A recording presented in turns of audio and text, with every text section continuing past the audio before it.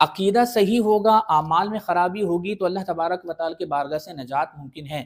لیکن اگر عقیدہ خراب ہوا اور یہ ساری زندگی نیک اعمال کرتا رہا، ساری زندگی نمازیں پڑھی، ساری زندگی روزے رکھے، ساری زندگی یہ صدقات و خیرات کرتا رہا، لیکن عقیدے کے اندر بگاڑ تھا، تو عقیدے میں بگاڑ کی وجہ سے اس کی ساری زندگی کے اعمال تباہ و برباد ہو جائیں گے۔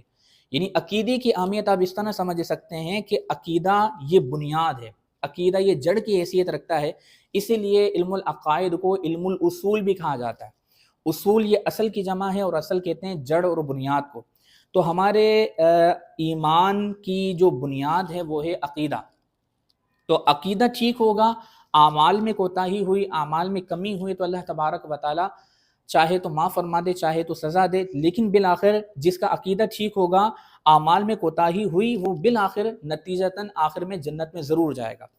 لیکن اگر عقیدے میں بگاڑ ہوا، اعمال کے اندر اس کی کوتاہی نہیں تھی، اعمال اس نے ساری زندگی اچھے کیے، عقیدے میں بگاڑ کی وجہ سے اس کی ساری زندگی کے اعمال اکارت جائیں گے، اور پھر وہ عقیدے میں بگاڑ کی وجہ سے یا تو ہمیشہ جہنم میں رہے گا یا پھر وہ وقتی طور پر جہنم میں جائے گا۔